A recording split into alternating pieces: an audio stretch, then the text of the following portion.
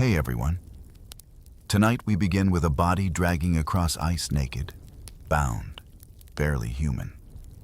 Steam rises from his skin where the guards have poured urine, not out of mercy, but method to slow the freeze, to stretch the agony.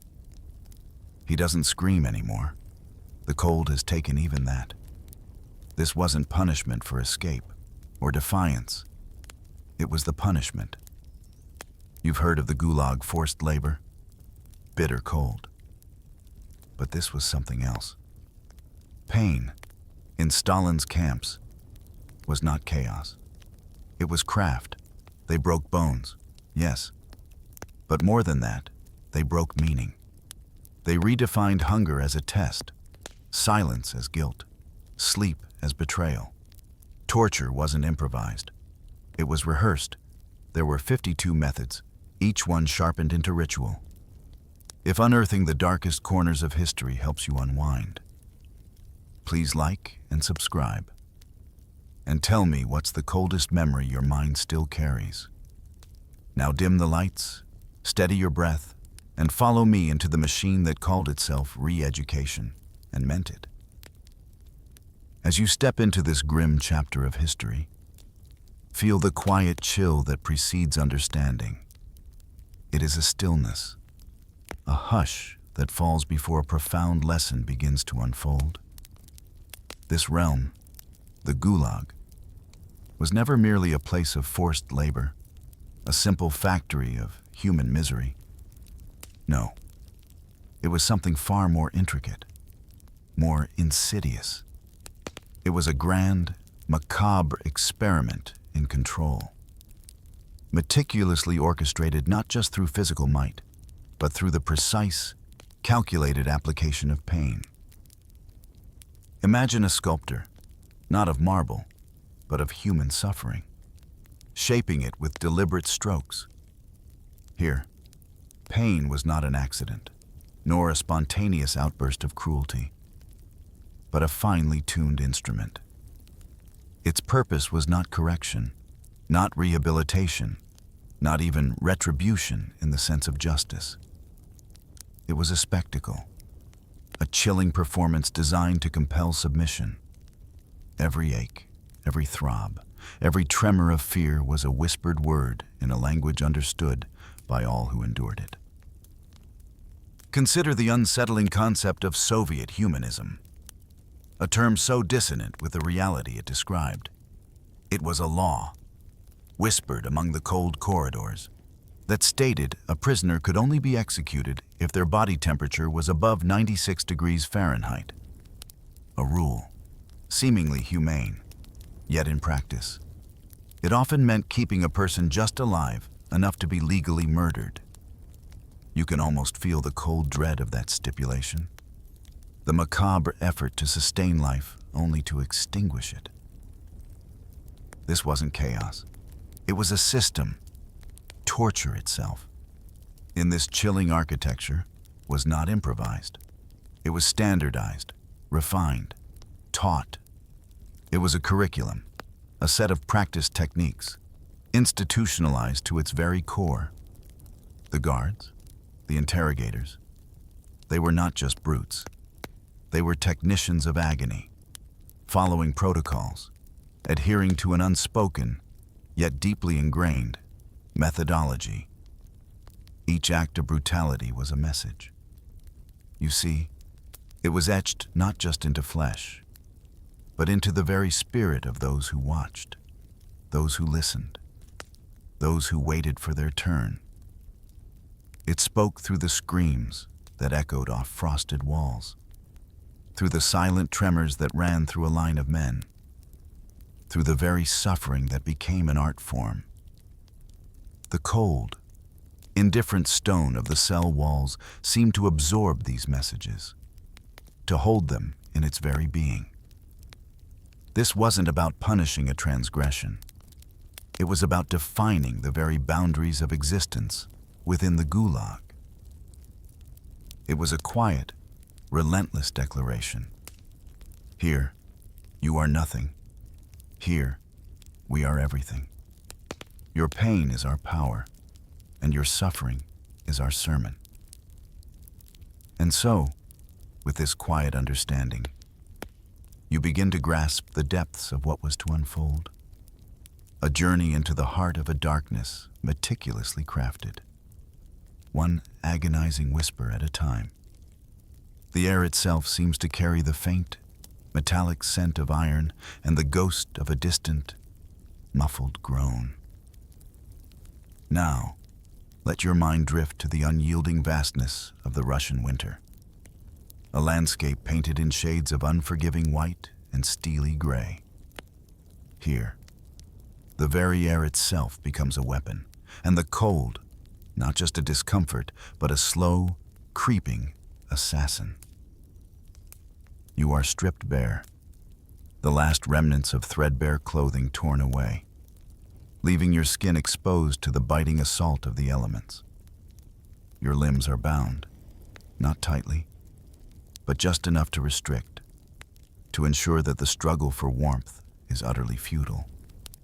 Then, you are left, or perhaps made to crawl, across the pristine, cruel expanse of snow. Each inch of movement is an act of defiance, a desperate, silent prayer against the inevitable. The sharp, frozen granules dig into your skin, 1,000 tiny needles piercing what little warmth remains. You feel the slow, insidious creep of numbness, starting from your extremities, your fingers and toes, a gentle tingling that gradually morphs into a profound, aching void. And then, the unspeakable. The guards, their faces impassive beneath heavy fur hats, approach. You hear the splash, feel the sudden, shocking warmth. Then the swift, horrifying chill as liquid douses your body. It is urine, hot for a moment, then freezing almost instantly, creating a cruel, temporary barrier against the complete surrender to hypothermia. This is not mercy. It is a calculated prolonging of agony, a twisted adherence to the humanism that demands a certain body temperature for an official death. They want you to linger, to suffer just a little longer, to feel the cold's embrace before it claims you fully. Imagine standing, or being forced to stand, naked and exposed, for hours on end, as the mercury in the thermometer plunges to 22 degrees below 0 Fahrenheit. The breath freezes in your lungs, forming sharp crystals with each exhale. Your muscles become rigid, turning your body into a statue of suffering, unmoving, unseeing. You hear the distant hum, the mechanical whine of something approaching. And then, the sudden, violent hiss of water. Fire hoses, high above on the watchtowers, unleash torrents of icy water onto new arrivals, already shivering, already on the brink. The impact is a shock, a brutal baptism into this frozen hell, a final assault that strips away any illusion of human warmth or dignity. The water instantly crystallizes on skin, forming a delicate, agonizing layer of ice. The goal, you see, was never immediate death. Not in this particular protocol. It was a more subtle, more cruel objective to freeze you just enough, to bring you to the very precipice of death's chill embrace, yet pull you back, just barely, so that tomorrow, the agony of your still working limbs could be harnessed for their purpose. This was a daily dance with death, a whisper of hypothermia, a reminder that your very existence was a precarious negotiation with the vast, indifferent cold. The wind carries the ghost of an unheard shiver across the desolate landscape, a subtle symphony of suffering played out in silence. Beyond the relentless bite of the cold, another, more insidious weapon was deployed, a quieter, yet equally devastating force: hunger.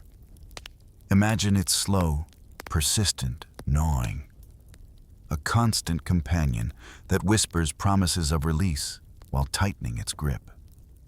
Here, in this world, sustenance was not a right, but a privilege, earned only through relentless, often impossible, labor.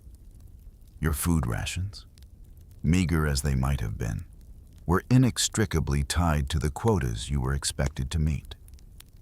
Failed to lift enough timber, failed to break enough rock, failed to dig enough earth, and your already sparse meal became even less. The stomach, a hollow drum, echoed with the quiet despair of empty promises. You feel the persistent ache, the dizzying lightheadedness, the slow erosion of your strength as days turn into weeks, and weeks into months. This starvation was not accidental. It was deliberate. A tool precisely calibrated to weaken the body and subdue the spirit. Every ounce of energy became a precious, dwindling resource. Even the smallest infraction, a misplaced tool, a moment of rest too long, an imagined slight in the eyes of a guard, could result in a punitive cut to your rations. The very air you breathed seemed a taste of scarcity, and the sight of food, any food, became a haunting, elusive dream. For those who dared to protest, to refuse this slow death, a different, more violent form of forced feeding awaited.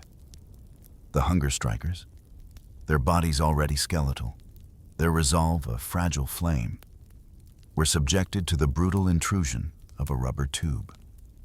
You can almost feel the choking sensation, the burning agony as it was forced through the nasal passage, down the throat, delivering a meager gruel that offered no comfort, only pain. Blood, a dark, viscous stream, often followed the tube's path, and convulsions racked the emaciated bodies. This was not nourishment. It was a punishment in itself, a grotesque mockery of care designed to break the will. It was a forced consumption that stripped away the last vestiges of human agency, leaving only the raw, animal instinct to survive. Among the guards, a detached, chilling humor sometimes surfaced.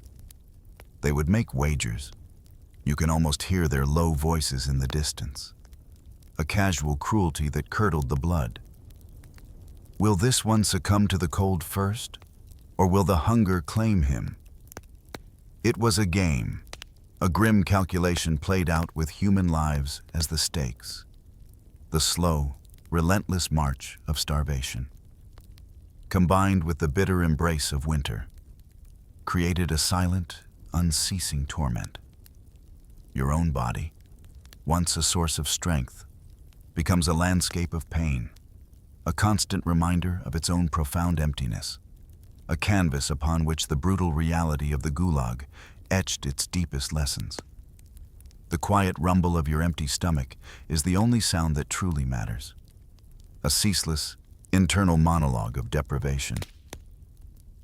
As you delve deeper, you encounter forms of suffering so profoundly dehumanizing that they seem to belong to a fevered nightmare rather than the waking world.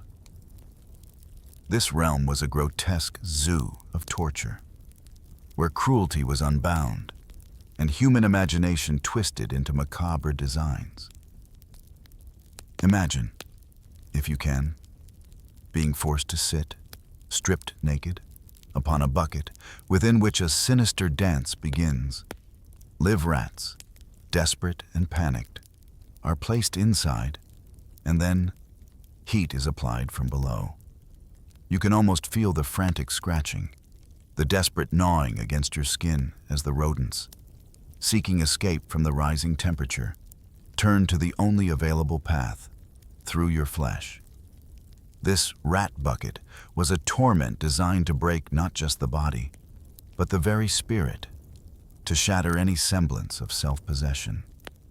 The imagined sensation of tiny, sharp teeth, the desperate, unholy quest for an exit. leaves a phantom itch on your skin. Then, there was the parasha drowning, a vile baptism into utter degradation. Your head, or the head of one you witness, is seized and brutally plunged into barrels brimming with human feces. The stench is an assault, burning your nostrils, coating your tongue with the acrid taste of despair. You gasp, you struggle, but the hands hold firm, submerging you in the ultimate insult to human dignity. The filth seeps into your hair, your ears, your very being, a physical and spiritual defilement that seeks to strip away every last scrap of self-respect. You can feel the slimy texture, the suffocating pressure, the desperate fight for a breath that never quite comes clean. Sometimes, during the brutal interrogations, a different kind of horror was unleashed. Starved dogs, their ribs stark against their flanks, their eyes gleaming with a predatory hunger, were released into the interrogation rooms. Not to attack, not immediately, but to circle, to growl, to snap at the air. Their very presence a chilling threat, a psychological terror designed for the cold amusement of the guards. You can hear their low, guttural growls, feel the hot breath on your leg, the silent menace in their watchful eyes. The unspoken promise of their hunger hung heavy in the air. Or perhaps you find yourself bound, exposed, and left upon an anthill. The small, relentless creatures, driven by instinct, begin their slow, agonizing ascent, their tiny mandibles nipping and biting, an endless, irritating torment that gradually escalates into a searing, widespread agony. Each sting, each bite, is a reminder of your utter vulnerability, a slow, meticulous unraveling of composure, until the body screams from the 1,000 pricks of pain. You feel the crawling sensations, the building inferno on your skin. And then, there were the rubber bags, tightened over the head, meticulously, slowly, until the oxygen supply dwindled to nothing, until the pressure built, relentlessly, inside the skull, pushing, forcing, squeezing, until, in a horrifying finality, blood, a dark, viscous trickle, would seep from the orifices, a silent testimony to the unbearable pressure, the ultimate suffocation. Each of these torments, distinct in their form, shared a common thread to break, to desecrate, to leave nothing but an empty shell, a whisper of a human being in their wake. The air itself seems to thicken with the weight of unseen horrors, a silent testimony to unspeakable acts. In this realm, the natural rhythm of life was twisted, and the most basic human need, the sanctuary of sleep, was transformed into a forbidden luxury, a weapon to dismantle the mind. Imagine the ceaseless, pervasive exhaustion, a heavy cloak that wraps around you, weighing down your eyelids, dulling your thoughts, blurring the edges of reality. You are in a cell, perhaps, or a barracks, but the floor is not flat. It slopes, subtly, relentlessly, designed with a cruel ingenuity so that you cannot lie down, cannot find a level surface to rest your aching body. Each attempt to recline sends you sliding, forcing you to remain upright, to continue your weary vigil against the encroaching darkness. Your muscles ache, a constant, dull throb that vibrates through your very bones. As the quiet hours of night drag on, if a fleeting moment of respite, a gentle nod, begins to steal over you, the cruel intervention comes swiftly, a sudden splash, The shocking cold of ice water poured directly into your space, jolting you awake, pulling you back from the precipice of unconsciousness. The chill seeps into your very core, a stark, unwelcome reminder that even the briefest escape into slumber is denied. You shiver, not just from the cold, but from the relentless, insidious assault on your will. You are forced to march in place, endlessly, through the long, silent hours of the night.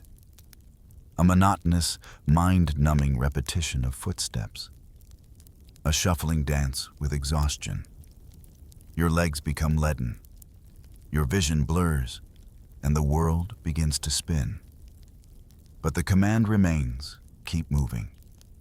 You push through the dizziness, the nausea, the overwhelming urge to simply collapse, to surrender to the sweet oblivion of sleep. There is no sitting allowed, no moment of respite where you can ease the pressure on your feet, your back, your weary frame. Standing punishments could stretch for 12, even 24 hours, a test of endurance that frayed nerves and shredded resolve. The blood drains from your feet, the swelling begins, and your mind, deprived of its essential rest, begins to play tricks. Shapes shimmer in the dim light, voices echo from unseen corners, and the line between reality and hallucination blurs. This systematic sleep deprivation was a meticulously crafted technique, designed to fracture the mind, to wear down psychological defenses until resistance crumbled. It was in this fog of profound weariness that false confessions were often extracted, a broken mind desperate for the promise of rest, willing to say anything, to admit to anything, if only the endless vigil would cease. You feel the slow, insidious erosion of your own thoughts, the difficulty in forming coherent ideas, the overwhelming weight of leaden eyelids. The world around you becomes a distorted echo, a blurred landscape of pain and perpetual wakefulness. Even in your deepest exhaustion, you remain alert, a silent sentinel against the ever-present threat of punishment for merely closing your eyes. The very air seems to hum with the quiet desperation of those who yearned for the simple mercy of slumber, a mercy that was perpetually denied. The darkness itself feels heavier, pressing down, a constant reminder of the elusive peace that lies just beyond reach. In this desolate landscape, where every human connection was frayed and twisted, the very essence of womanhood became another tragic commodity. You can feel the quiet, pervasive fear that permeated the air around the women in the camps, a fear born not just of hunger or cold, but of a different, more intimate violation. Women were selected, not for their skills or their strength, but for their bodies, destined to become sex slaves for the guards, or, in a crueler twist, for the criminal bosses who held sway over vast portions of the camp. The choice was never truly a choice. Refusal, a desperate attempt to cling to autonomy, meant immediate, brutal consequences, the most back-breaking labor, merciless beatings that left bodies bruised and broken, or a terrifying transfer to cells dominated by hardened criminals, where the degradation would intensify beyond imagination. Some women, in a desperate bid for a semblance of protection, entered into Gulag marriages. These were not unions of love or choice, but arrangements of grim necessity, offering temporary, fragile safety from the worst abuses. Yet, even in these unions, there was no dignity. The women were marked, their spirits subtly broken, their very beings degraded, passed around as camp property, their individual identities slowly erased by the ceaseless assault on their humanity. You can almost see the quiet despair in their eyes, the resigned posture, the subtle ways they tried to disappear within themselves. Their laughter, if it ever surfaced, was often brittle, a fleeting sound quickly swallowed by the oppressive silence. Among these women, foreign captives, German, Polish, Baltic, were often in the highest demand. Their perceived exoticism, their distance from the Russian landscape, made them objects of particular, unwanted attention.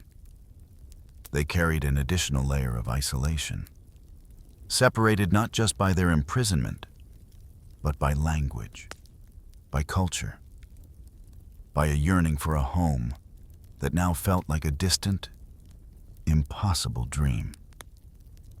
You can imagine the quiet conversations, the whispered warnings, the attempts to find solace in shared suffering, even as the walls of their individual prisons seemed to close in around them. The fabric of human connection here was not woven from threads of empathy, but from strands of brutal power and survival. The women of the Gulag moved through this landscape as shadows, their stories often untold, their suffering a silent testament to the depths of human cruelty. The quiet murmur of the wind carried their unspoken sorrow, a lament that echoed through the bleak, unforgiving expanse of the camp. Every subtle gesture, every downcast gaze, every hurried movement spoke volumes about a reality where the tenderest aspects of existence were brutally exploited, leaving behind only the cold, hard shell of survival. In the Gulag, every act of punishment was a performance, a grim theater orchestrated not just for the individual being tormented, but for the silent, captive audience. You stand witness to these chilling spectacles, observing the deliberate choreography of fear. Public executions and beatings were common, enacted in the open air, under the vast, indifferent sky. Their purpose clear: to instill terror, to crush any nascent spark of rebellion, to remind every living soul of the absolute, unyielding power that held them captive. You hear the sharp crack of the whip, the dull thud of a body hitting the ground. The collective gasp, quickly stifled, that runs through the assembled prisoners. The air itself seems to crackle with unspoken dread, a silent agreement not to challenge the system. In a twisted parody of sport, prisoners were sometimes forced to fight each other to the death. Two emaciated figures, their bodies bruised and broken, pitted against one another, their desperate struggle a source of sick amusement for the guards. You see the raw desperation in their eyes, the agonizing choice between their own survival and the life of another, equally condemned soul. It was a further erosion of humanity, a final plunge into the abyss of degradation, designed to annihilate any lingering sense of solidarity or compassion. The silence that followed such an event was heavier than the sounds of the fight itself.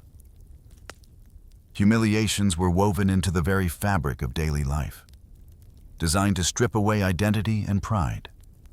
Heads were shaved, not just for hygiene, but as a symbolic act of dehumanization. Obscene markings, crudely cut into the skin, became permanent brands of shame, a public declaration of one's reduced status.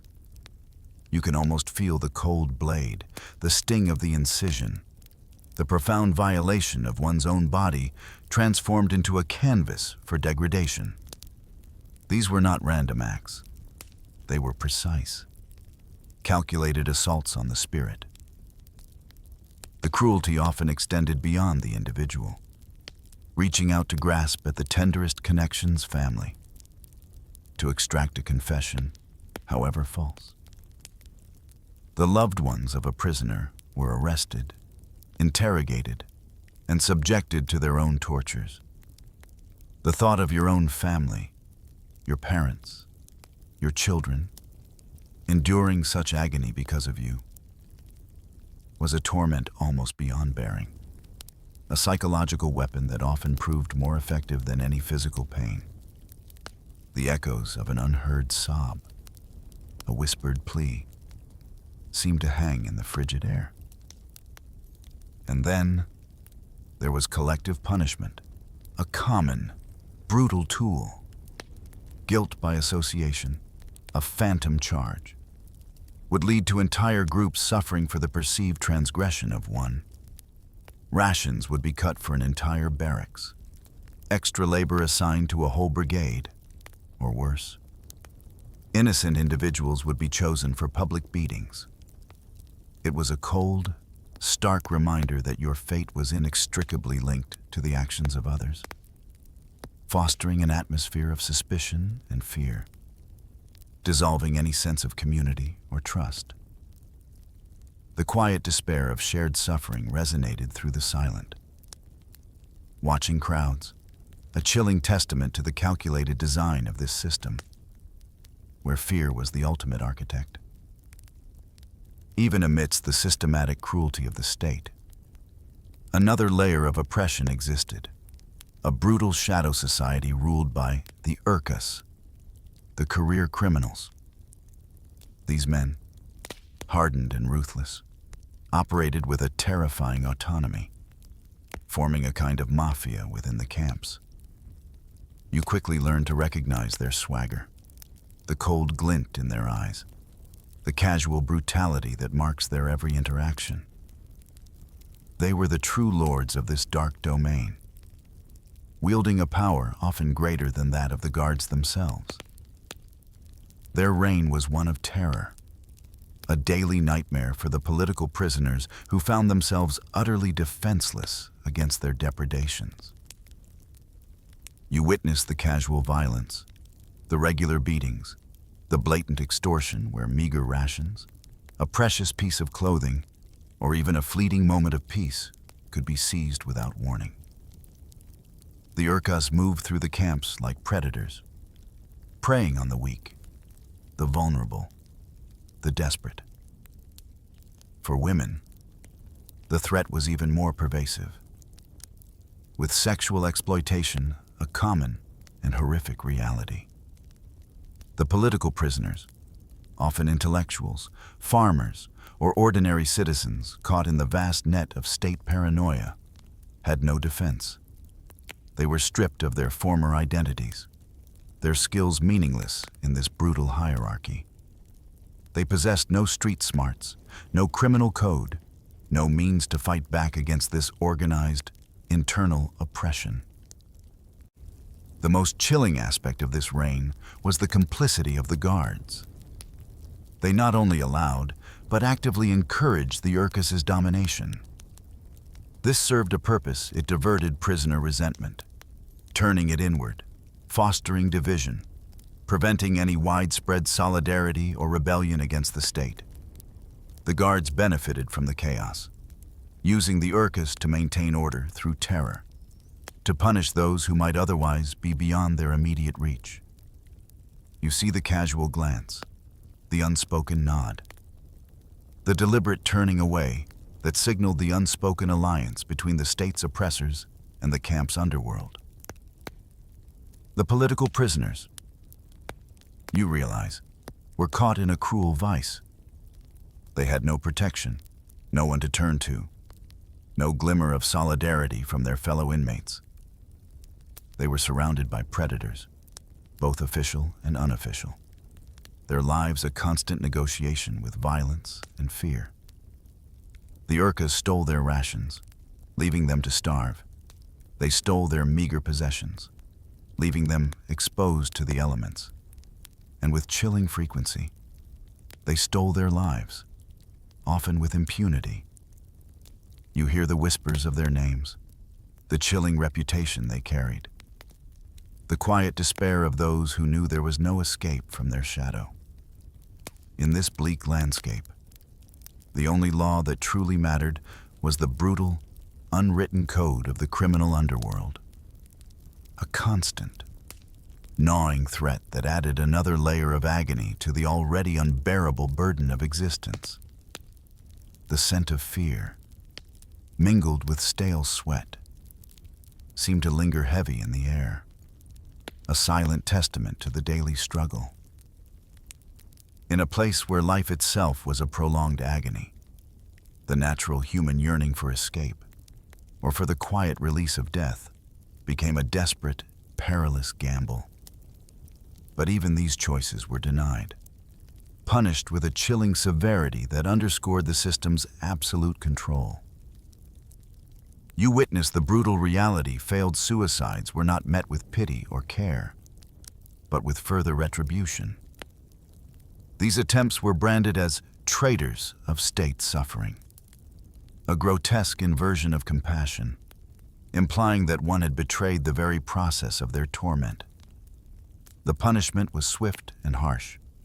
Imagine the agony of surviving a suicide attempt, only to be met with further beatings, more grueling labor, and the unbearable knowledge that your failure had brought even greater misery. The cruelty extended to the families of those who succumbed to despair.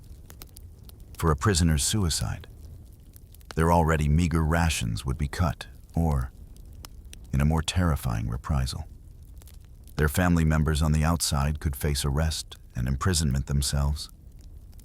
This was a psychological weapon, a final chain forged from love and fear, designed to prevent even the ultimate escape from torment. You can almost feel the invisible hand, reaching out beyond the camp walls, tightening its grip on the innocent, ensuring that the suffering reverberated far beyond the prisoner's own body. Escape attempts, even the most desperate and ill-fated, were met with an equally brutal response. Capture meant not just a return to the camps, but a guaranteed escalation of torment, prolonged torture.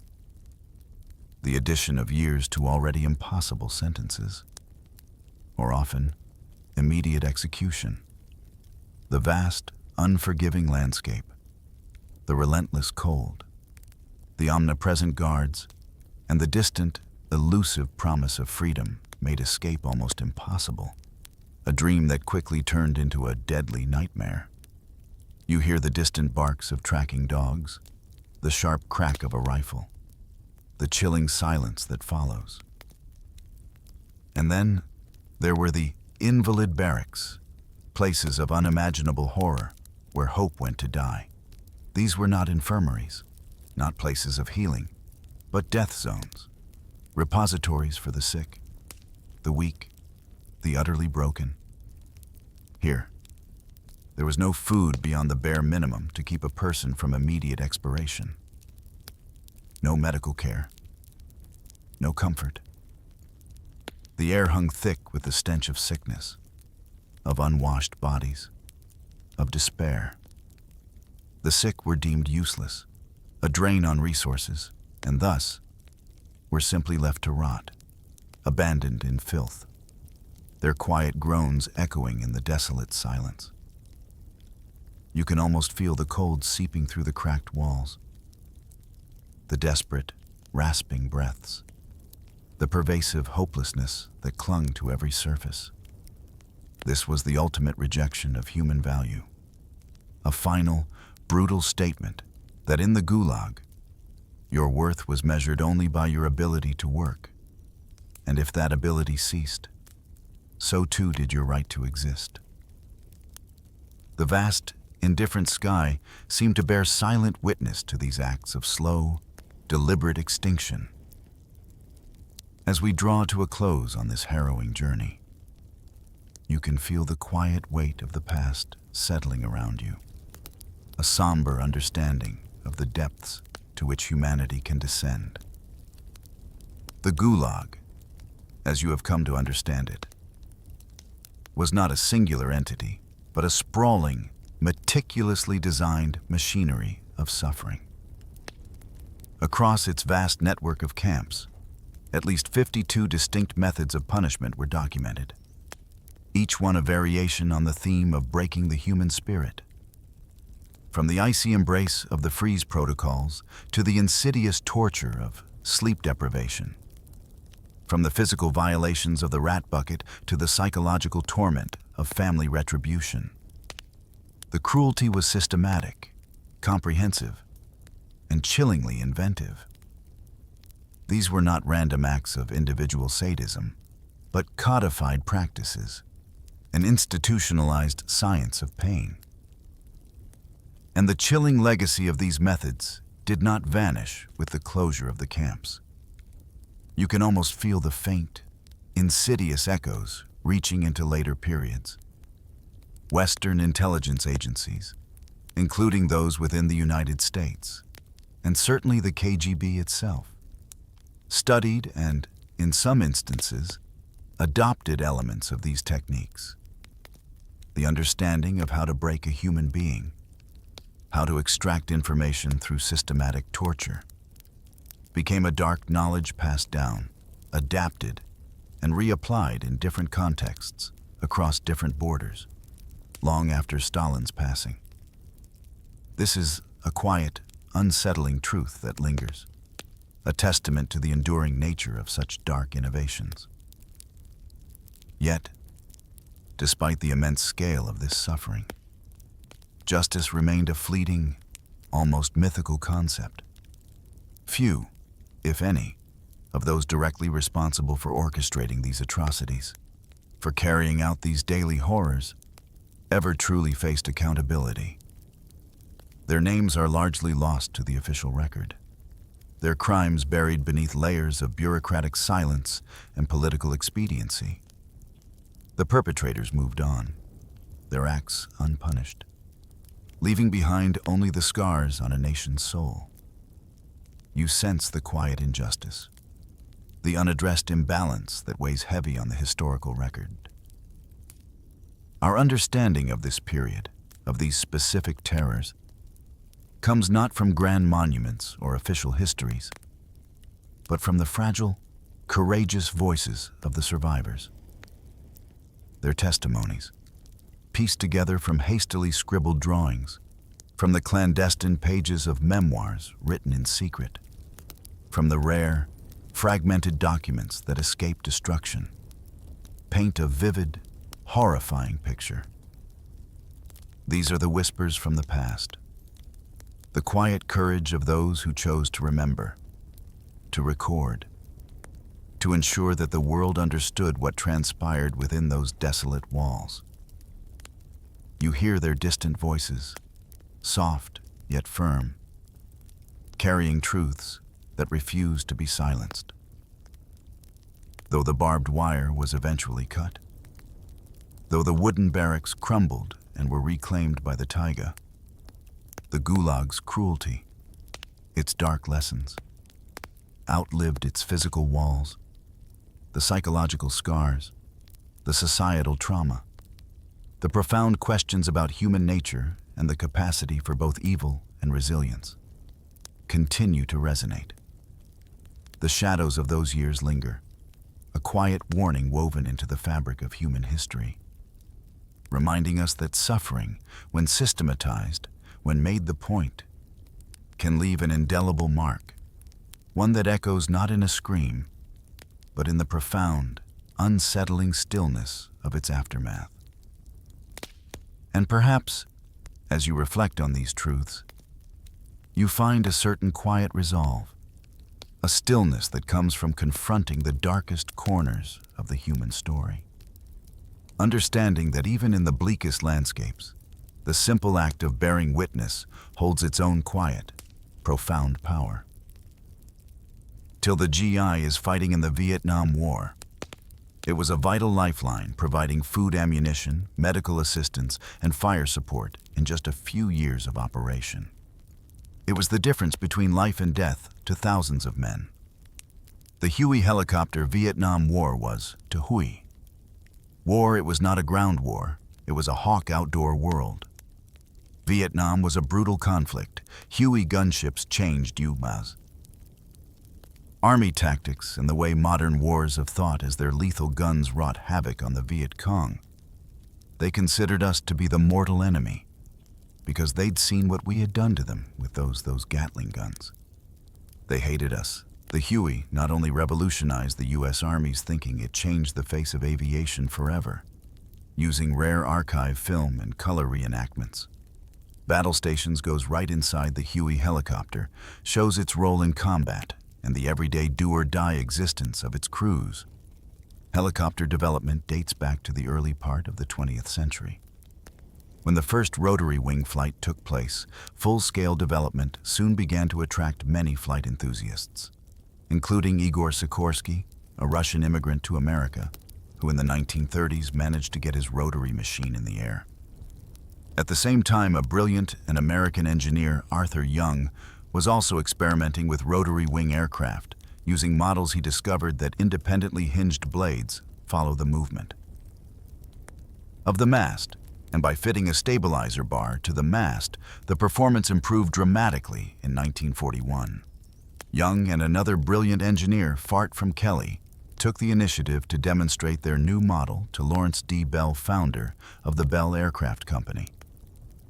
Gentlemen, young kids called and said they'd like to come and talk to him. That was all right, Young and bored Kelly. They had a model helicopter. It plugged in the wall. He had a rotor on it, and they could guide the thing, and they landed on Mary Bell's desk. He was absolutely amazed. Larry Bell agreed to build 2 full-scale prototypes, designated the Model 30. Arthur Young is seen here lifting one off the ground. For the first time, the project was centered in an old garage in Gardenville, New York here. Floyd Carlson, a Bale test pilot, tested the Model 30 for several months, making various adjustments until he crashed during a test run. But Bell and his team forged ahead with development by 1943. An improved second prototype was ready to be tested. Its first passenger was Larry Bell, seen here, eager to demonstrate his machine for the camera during World War II. The Germans' Anala is still considered the helicopter unproven technology, and only limited resources were devoted towards tests. But Larry Bell, whose company had grown considerably during the war, building fixed-wing fighters and bombers, had the vision to see the helicopter's potential. He was excited by the concept of vertical takeoff and the flexibility it gave compared to planes. To prove the point, Bell's favorite demonstration was for his helicopter to land on the palm of the hand. The area Bell was the legend. He was a man of foresight, a man of integrity, and a tremendous faith in the engineers. They said they can do something.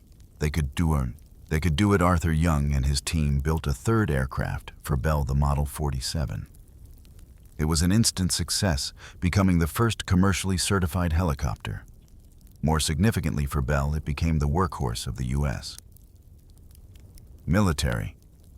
The U.S. Army first deployed helicopters in large numbers during the Korean War from 1950 to 1953. Their primary role was for scouting and medical evacuation on these flimsy flying machines. The wounded were carried precariously on stretchers strapped to the side of the helicopter.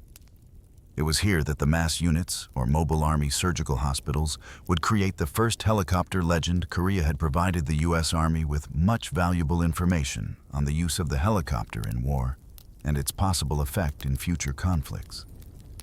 The integration of helicopters in the place of ground vehicles to permit units to do recon, to maneuver, to do fire support, in other words.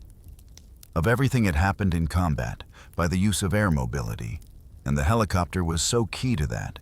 It was just a natural answer to the Army's requirement. After the Korean War ended, the Army asked American manufacturers to design a new utility helicopter, wide enough to carry a stretcher inside the fuselage, and with an 8,000-pound payload at the time. Helicopters were powered by piston engines. But research had begun on a new gas turbine engine. With their lighter weight and considerable increase in power, gas turbines held a strong advantage over the outdated piston engine running on gas. Turbines also meant the engine could be mounted on top of the fuselage, allowing more valuable cabin space. Inside the craft, Bell's engineers developed a turbine-powered utility helicopter, the X-84. The United States Army was impressed and awarded Bell a contract.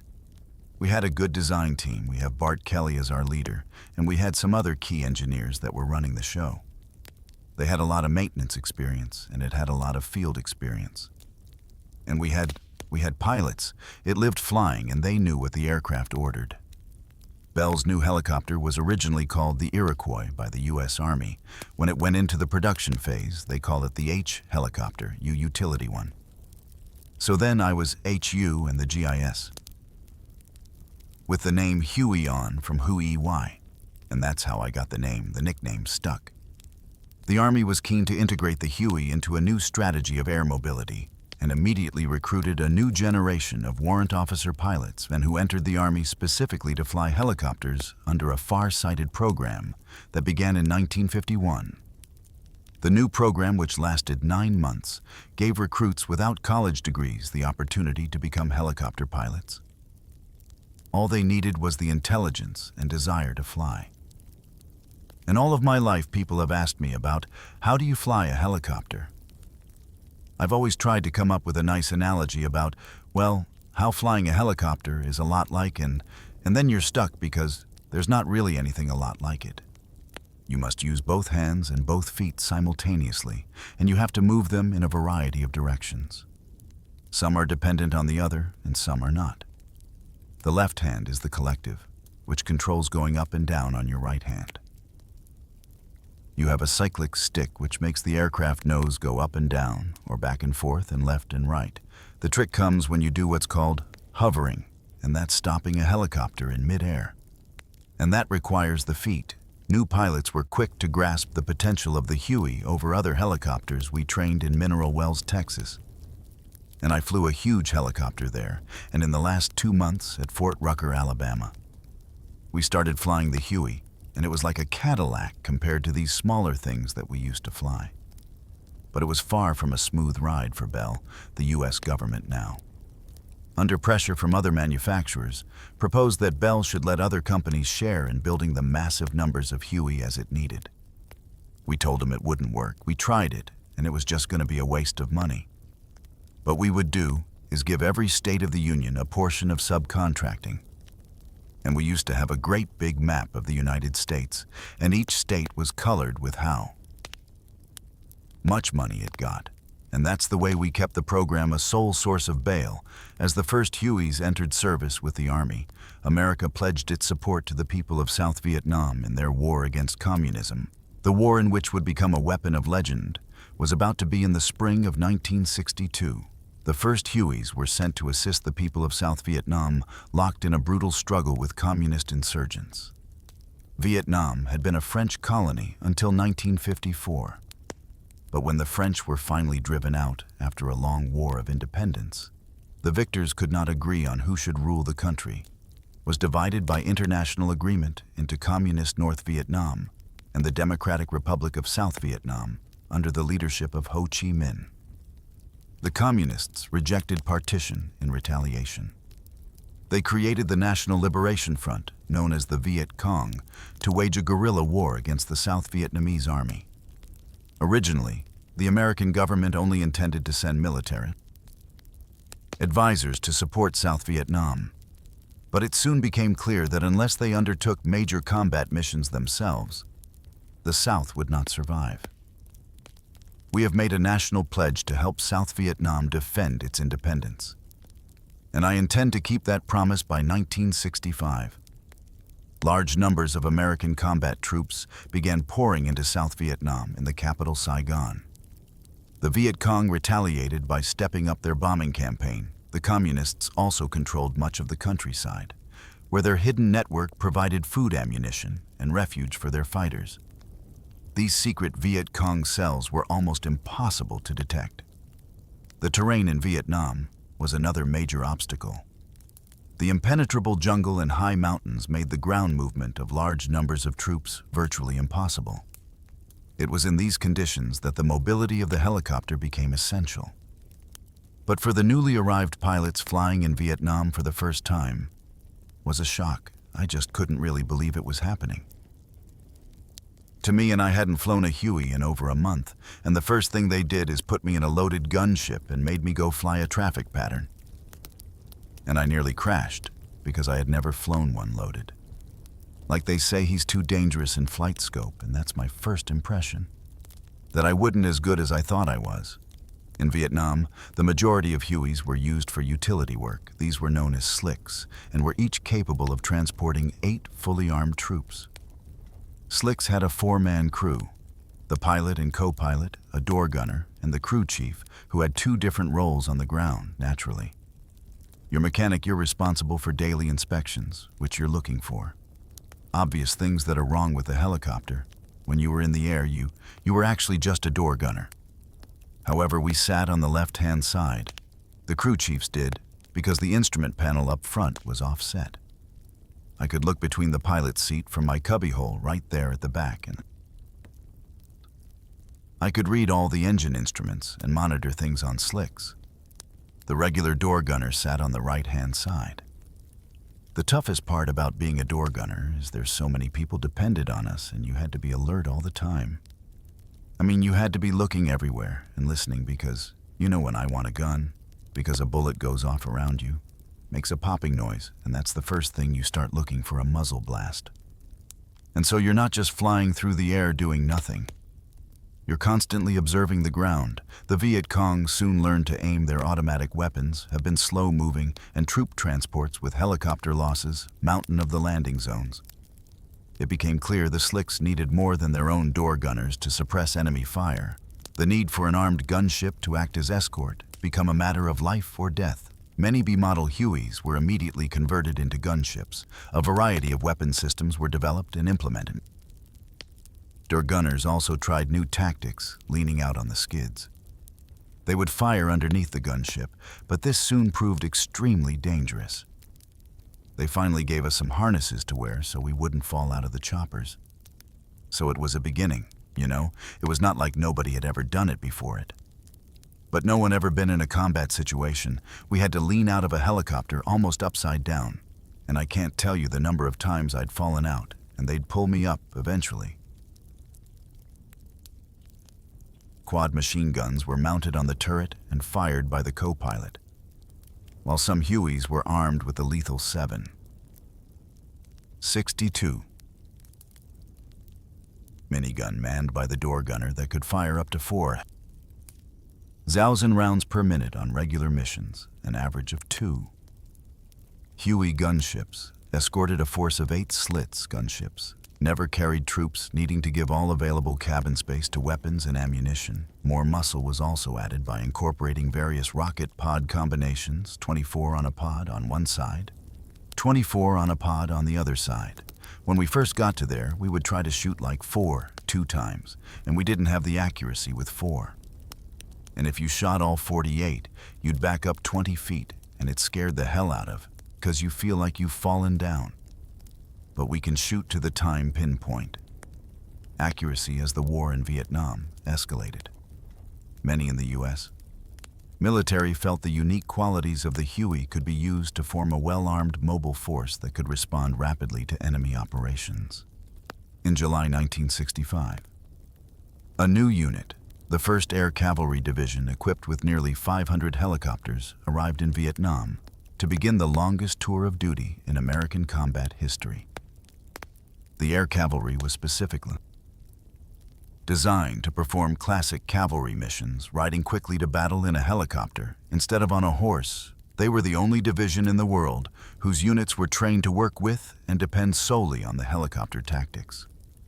Were pioneered by the 1st Squadron 9th Cavalry Regiment under the command of the flamboyant Colonel Jim Stockton. John Stockton was the outstanding cameraman to begin with, because of the training that he gave the squadron before they deployed. Right from the beginning, they were an outstanding unit in combat against the enemy. I personally feel easier the father of air cavalry when I took over the squadron. I just built upon what he had already trained in. It was one, if you are in the 1st Cab, you're in a special unit. You are making history. You are doing something that no one ever done before. This wasn't like hitting a beach, that this was flying a flying machine that no one had ever fought a war with. And it was a piece of history I don't really remember any bad equipped with Hueys. The Air Cavalry immediately went on the offensive, their mission to search out and destroy the enemy. The Huey was our horse, honey. We rode it, read through the war. It took us everywhere we wanted to go. as in the horse cavalry of home. Air cavalry commanders were expected to lead from the front. Every troop commander, I wanted to be intimately knowledgeable of what was going on the ground in the LZ, as well as around the LZ. I never did see how a commander at any level could be really on top of everything. Unless you were right in the middle of it, the air cavalry used scout helicopters to search for signs of the enemy once contact was made. The well-armed squadron swept out of the sky, destroying the opposition with its massive firepower. We were very lethal. The VC haters, they hated us because we could see him, and we could blow the hell out of everything we saw. Then enough firepower in a matter of months, the air cavalry and their battle ready. Hueys had earned a reputation as aggressive fighters. But as the demands of the Vietnam War changed daily and the pressure increased on helicopter crews, the Huey would be forced to take on multiple roles. It was well on its way to going from workhorse to legend. The war in Vietnam was one in which the speed of deployment of men and firepower was vital. By 1966, 500,000 American and 750,000 South Vietnamese were fighting in South Vietnam. The Huey had become a crucial element in the logistic support of these men.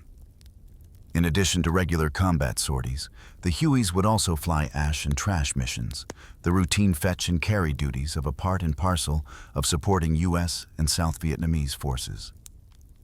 Slicks would fly 2 to 3 times as many hours as gunships. When gunships went out, they went out to kill people. We went out every day to do everything imaginable, and literally, you carried people and anything that needs to be carried, the demands of war in Hueys. Often transported loads that far exceeded their normal weight limitations.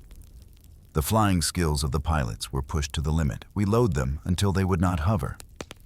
And we used the springs in the sked too. A lot of times he's pick it up as you were slide and get it up about a foot and have him drop it and bang up in the middle. You'd usually recall off the skids to pop it into the air. The dumped tropical climate of Vietnam often hampered ground support of the helicopter fleets. The highly trained ground crews sweltered in the heat of summer and endured the cold downpours of the seasonal monsoon rains. Rotor blades had to be constantly changed, their surfaces eroded by the sand blasting from fine dust during takeoffs.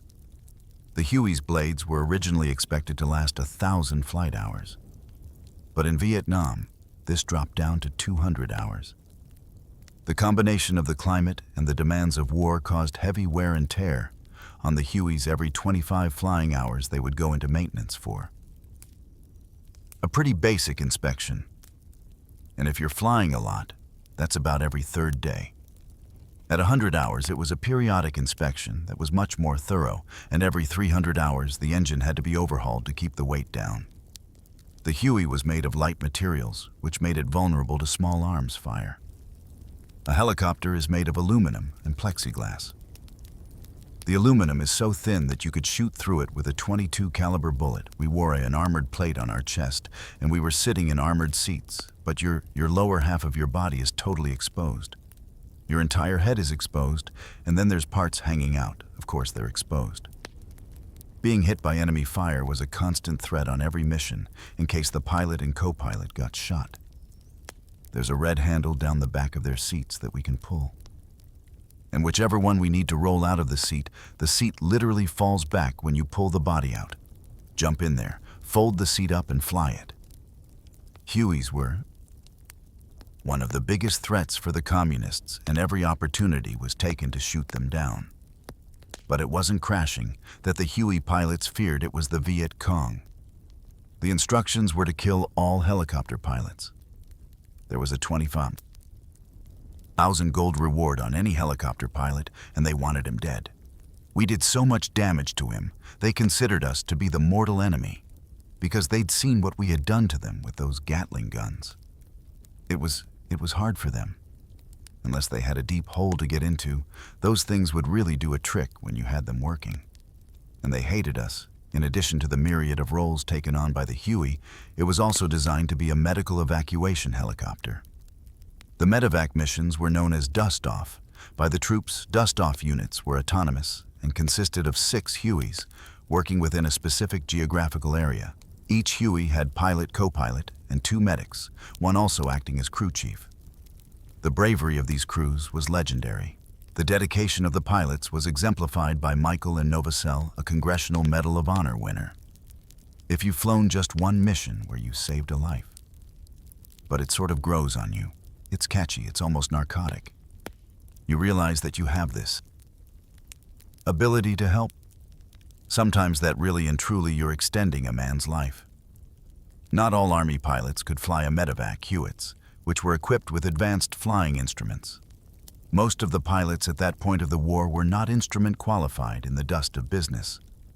Because the nature of the missions, flying under instrument conditions, was absolutely necessary when the weather closed in and the job had to be done in Vietnam. 51% of combat casualties were due to small arms fire, 10,000 U.S. Servicemen lost a limb to booby traps and mines. It was therefore a huge boost to troop morale to know that they could be evacuated from the battlefield to an Army hospital in an average of 100 minutes of the 390. 1,000 Army wounded. Transported during the war, 90% survived. Much of the credit for this success was due to the rapid response of the dust-off crews by late 1967.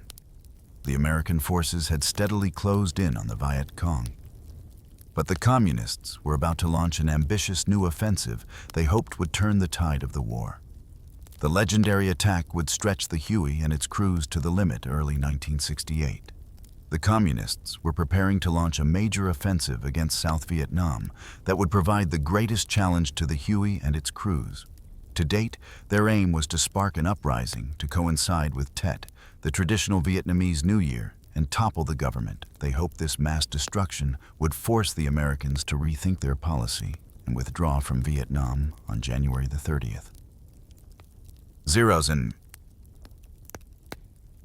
Viet Cong and North Vietnamese regulars mounted simultaneous attacks in more than 100 towns and cities. I was one of the few helicopter pilots in the air when the Tet offensive started, and we'd been up on a Firefly mission to gunships and a slick with about 12 landing lights hooked up to shine down on the river and catch their sandpans as they moved some last minute. So we looked up and we actually thought they set off a nuclear bomb on homebodies. Many of the helicopter units were taken by complete surprise. They probably took out 3 or 4 of our Hueys just mortar hits, which 6 flyable gunships out. 8. They went up when they came back that day. We had non-legally liable. They were shock toehold. We've got the other 2 up and about 3 days later. None of the 8 were legally flyable. The Americans and South Vietnamese were stunned by the scale of the offensive. We put a strike in, and then we couldn't find a place to refuel, because every place was under attack. And so anyway, I wound up refueling right in the middle of a firefight. And they actually quit shooting as I landed on this run play. And we just put in enough to knock the fuel light off. The Tet offensive was the first time the U.S. forces fought large numbers of North Vietnamese and Viet Cong in face-to-face time in the cities and in the countryside. Every inch of ground was bitterly contested. Casualties on both sides mounted. Huey crews were pushed to the limit as they flew double their usual number of missions. There was no front line in Vietnam, and the Allies used their superior mobility to transport reinforcements to the numerous battles raging around the country. Although Tet was a great propaganda coup for the Viet Cong, they suffered massive losses. As a consequence, 32,000 were killed in the first 2 weeks against 3,000 South Vietnamese and 1,000 Americans. The Tet offensive revealed how vital our mobility was to American strategy. Without the Huey, the speedy movement of troops around Vietnam's treacherous terrain would have been impossible. The Huey was to remain the key element in all future campaigns. American commanders realized cohesive action by aircrew and helicopter-borne infantry on combat assaults was essentially the Communist forces were to be contained. Careful operational planning would also minimize losses. Once the Hueys reached the battle zone, they would circle for 10 minutes, during which the Air Force would strike the gunships, would then unleash their weapons into enemy positions near the landing as soon as the helium would come in. We drop our loads into 4 rockets at a time, and we peel out crew chief on the left. would lean out on the skids and shoot everywhere that we're flying into.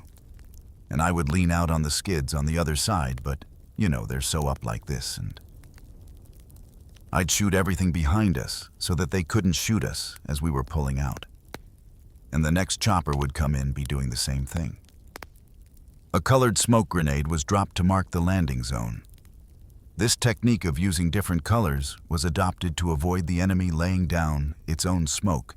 As a decoy, slicks descended in a stepped formation, each one at about 45 degrees to the side and rear of the leader, high enough to avoid rotor wash when you're going into an LZ.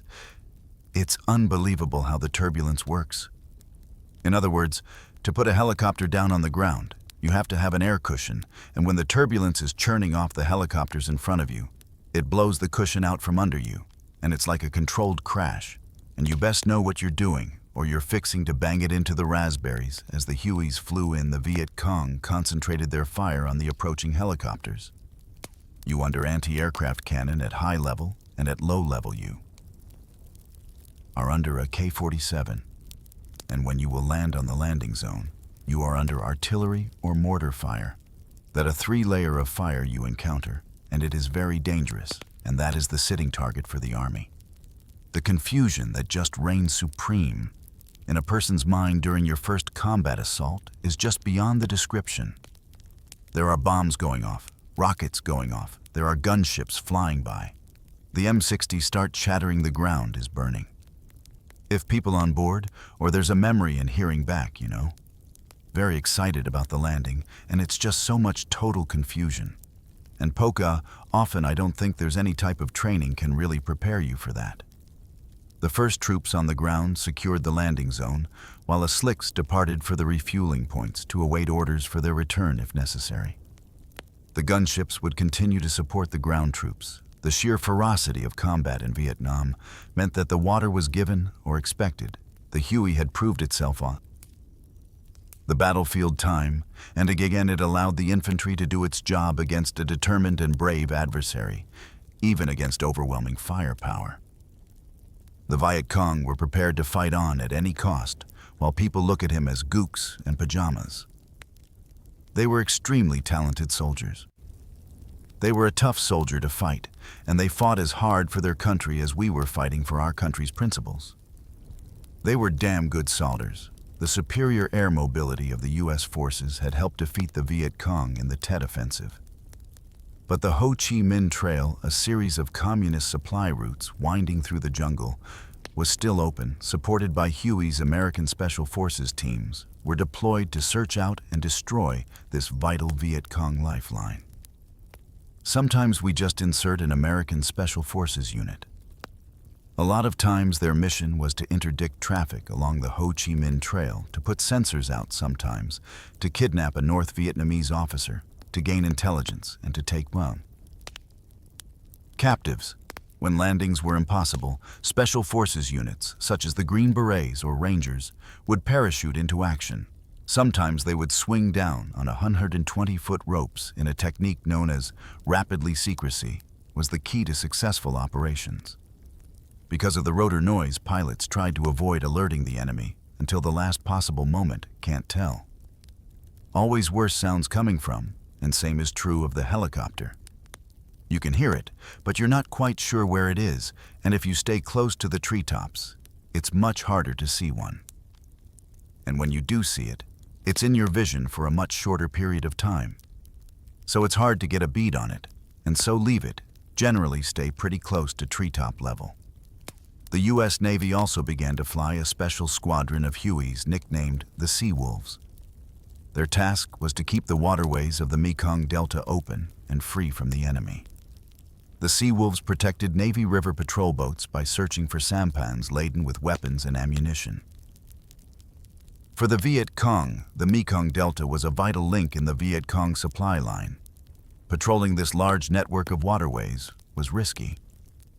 The possibility of ambush was a constant danger. The reputation of the Sea Wolves pilots for pinpoint navigation in poor weather conditions meant they were in constant demand by the U.S. Navy SEALs and other Special Forces groups. On August the 29th, 1969, Daniel Kelly was on a mission to drop special forces into the Delta area when his Huey came under sustained fire. We no sooner dropped him off than everything just went nuts. I mean, just enemy fire everywhere, and we kept circling around low level and to try to suppress the enemy fire so we could pick these guys back up again. We flew through this one clearing as we were making our third round. It was like they had a setup. They were waiting for us. All the plexiglass was shot out of helicopter. All the instruments were shot out. Had so many bullets went through that helicopter. My icy escort was shot in half, so nobody knew I even got hit. And I ended up having to take a spare barrel and hit my gunner on top of the head to get his attention as soon as I got hit. It was like a giant water balloon of blood just exploded all over the helicopter. With Kelly seriously wounded, the stricken Huey managed to struggle back to base. Sue's helicopter sat down. They already had a tourniquet on my leg, was left of it. The engine died, all the fuel and oil lines going into the jet engine had been shot off. We flew for about 15 minutes with no fuel. All go into that jet engine, could not explain it, even to this day as a result of his injuries. Daniel Kelly had to have his leg amputated above the knee. But without the Huey, he would have lost his life. The robustness of the Huey and courage of its crews continued to save lives throughout the war. Michael Novosel had already been flying for 7 hours on a series of medevac missions when he received an urgent request to evacuate wounded South Vietnamese soldiers from the Cambodian border. We have a mission we really don't have to take because these are all Vietnamese troops, no American on the ground, no covering fire, no one to talk with. No way of determined who's enemy, who's friends, despite ferocious small arms fire Norma. Cell skillfully position his Huey for landing, skidding all over the ground in the contact area where I'm surrounded by the enemy. Also, never stopping but only moving. And as the wounded stood up, they were yanked on board by either the crew chief or the medic. Depending on which side of the aircraft, Iran Novice Elf dropped the wounded at a medical station and returned for more soldiers. Over the next 2.5 hours, he flew into the area 15 times. He was forced to abort twice and refuel you 3 times. As Novosel maneuvered to pick up the last wounded man, a Viet Cong fired his automatic weapon at point-blank range, and the empty night is a day of me. Personally, of course, he couldn't have done that without hitting. Means I was hit. Above the knee and below the knee and in the hand. And the reaction caused me to lose control. The aircraft jumped into the air and scooted off to one side. A co-pilot took control at that critical moment and nursed the Huey back to friendly territory for his selfless act of courage. Michael Novosel was awarded the Congressional Medal of Honor, every one of the 29 that we say was. I was wounded to some degree or other. Mosin had severe wounds, but they could not have lived throughout the night. And I'm sure the Viet Cong wouldn't have permitted them to, anyhow. Despite the Huey and the success of air operations, it became clear Vietnam was a war that could not be won. Public opinion had turned against American involvement. We won all that we did. Politics lost the war. Although the American presence in Vietnam officially ended in 1973, the Huey continued to fly with the South Vietnamese Army. But without American support, the end of South Vietnam seemed inevitable after the American withdrawal. We flew. Only 2 or 3 myths. And a day the reason is, we lack of paper component, and even fewer, the artillery can only fight for our day. We can only bring very serious indeeds. Soldier back torpedo, the minor one. We just leave them all battlefield in April 1975. South Vietnam finally fell to the victorious communists. The long and bitter conflict was finally over. But the Huey's performance during the war became legendary over the course of 11 years. More than 7,000. Furious were deployed in Vietnam, flying a staggering 36 million sorters. The Vietnam War was to Huey war. It was not a ground war. It was a helicopter war of the 58. 1,000 American servicemen killed in the Vietnam War, 4,900 were helicopter crews to the men who lived and fought their war in helicopters. The Huey remains something special. I think of the Hugh as my best friend. We spent a lot of time together, and he was always good to me, and I tried to be good to him. Huey was a fantastic machine. It was beautiful. It would take you into the worst kind of hell you could go into, and almost always bring you back. Bring you back home where you were safe. I evacuated 5,589 wounded through 2,028 hours of combat, all in the Huey. Never let me down.